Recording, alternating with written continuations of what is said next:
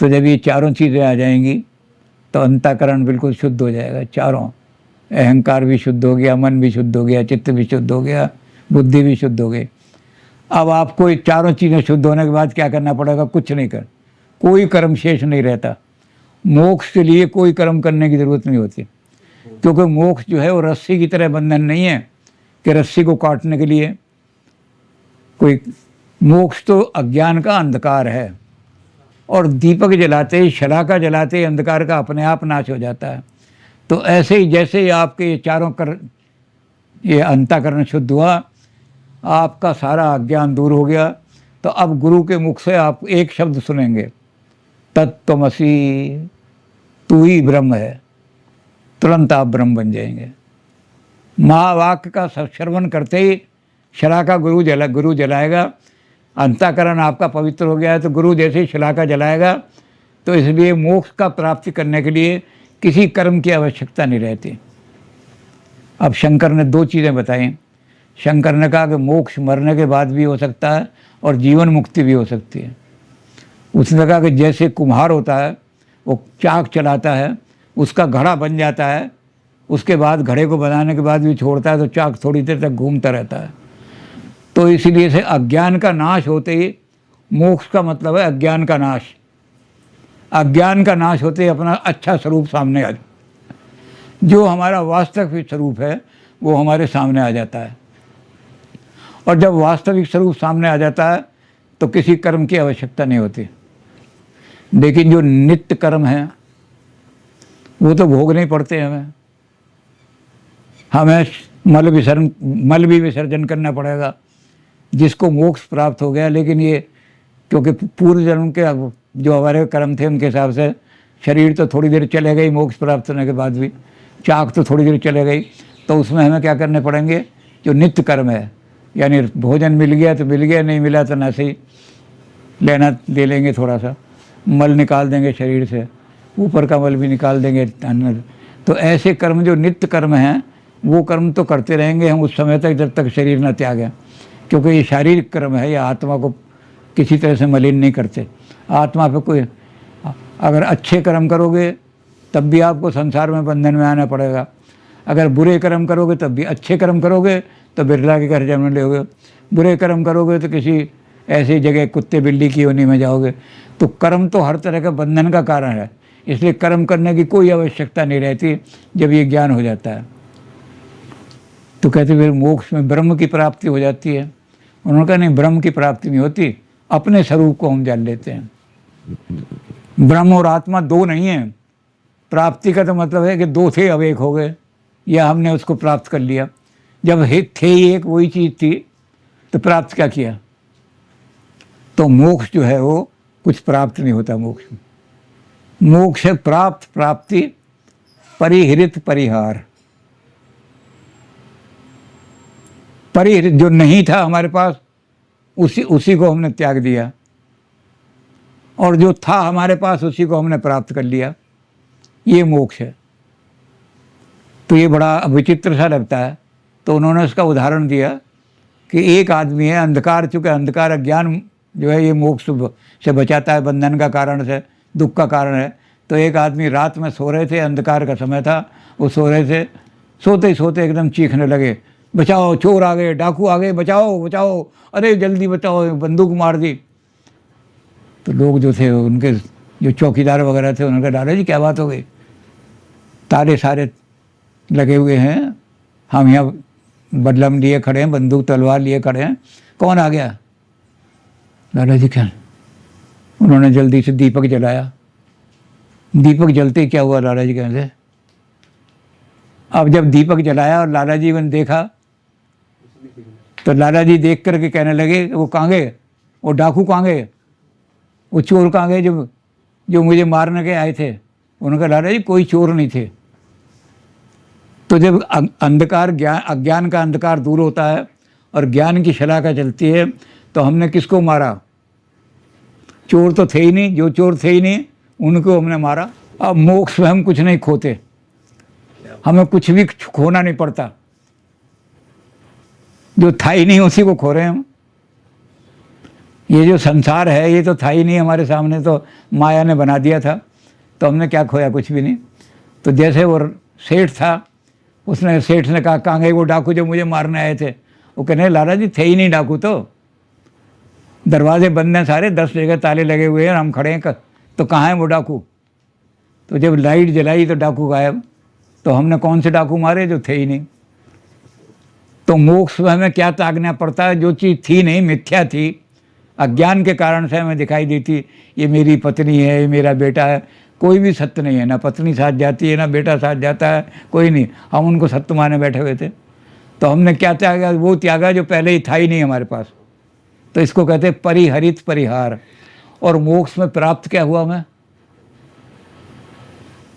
मोक्ष में क्या मिला? कहते प्राप्त प्राप्ति, जो पहले ही हमारे पास था। दादा जी ने देखा क्या, मेरे हीरे और माला चुरा के ले जा रहे थे डाकू, लाइट, अरे ये हीरे भी हीरे, माला भी हीरे, हाँ ठीक हो गया। तो जैसे ही अज्ञान को नाश करने के लिए शलाका जलाते हैं, ऐसे ही जब हम अंतःकरण का परिष्कार कर देते हैं तो गुरु के मुख से शलाका जलती है, गुरु के मुख से महावाक्य निकलता है। अगर गुरु के मुख से एक महावाक्य निकला अहम ब्रह्मास्मि, तो चेले के मुंह से भी निकलने लगता है अहम ब्रह्मास्मि, मैं तो ब्रह्म हूँ, मैं जीव नहीं हूँ, मैं आत्मा नहीं हूँ, मैं कुछ भी नहीं हूँ, मैं ब्रह्म हूँ। और वो ब्रह्म बन जाता है। यही मोक्ष का, यही प्राप्त हो जाता है मोक्ष। तो आदमी जो है जिस समय अंतःकरण को पवित्र कर लेता है तो फिर कुछ करने की ज़रूरत नहीं, कोई परिश्रम करने की ज़रूरत नहीं। गुरु के मुख से वाक्य सुनते ही और एकदम अपना असली स्वरूप पता लग जाता है। मैं कोई मोहनलाल नहीं था, मैं कोई अमीन चंद नहीं था, मैं कोई लाला पकौड़ी लाल नहीं था, मैं तो आत्मा था और आत्मा का पता लग गया मुझे। मैं तो माया में फंसा हुआ अपने आप को समझ रहा था कि मैं अमीन चंद हूँ। अब वो माया दूर हो गई तो मैं तो ब्रह्म हूँ। तो गुरु के मुख से शब्द सुनते एकदम ब्रह्म मोक्ष हो जाती है, फिर कुछ नहीं करना पड़ता। तो जब आदमी अंतःकरण को पवित्र कर ले तो फिर एकदम समझ लो मोक्ष प्राप्त हो गई। अब जिसने अज्ञान त्याग दिया और उसके बाद केवल वो जो नित्य कर्म थे बॉडी के वो रह गए, वो जीवन मुक्त है। क्योंकि अज्ञान का नाश होने से ही आत्मा, मोक्ष का मतलब है ज्ञान का नाश, मोक्ष का मतलब है बंधनों का नाश होना, असीम हो जाना। तो जैसे ही हमने वो अंतःकरण त्याग को शुद्ध किया, हमने अपनी असीमता का ज्ञान हो गया। मैं तो बहुत महान हूँ, मैं तो अपने आप को समझ रहा था कि मैं गीता स्कूल का टीचर हूँ, इसलिए रोज़ मैं प्रिंसिपल के पैर दबाने के लिए जाता था। आज मुझे पता लग गया कि ये तो मेरे सामने बुन गए, मैं तो बहुत महान हूँ, तो मैं तो ब्रह्म हूँ। तो गुरु के मुख से एकदम वाक्य सुनेगा वो, गुरु जैसे ही उसको महावाक्य सुनाएगा, कहेगा या तो ये कहेगा अहम ब्रह्मास्मि, तो चेले के मुंह से भी निकलेगा अहम ब्रह्मास्मि, अहम ब्रह्मास्मि, सोहम सोहम सोहम। उल्टा कर दिया तो हंस हम सोहम, हंसो हंसो हंस हो गए, महाहंस हो हंस। तो ये सारा का सारा एकदम बोध हो जाएगा उसको कि मैं तो ब्रह्म हूँ, कुछ करने की ज़रूरत नहीं, मैं बहुत महान हूँ, मैं छोटी छोटी चीज़ें हूँ।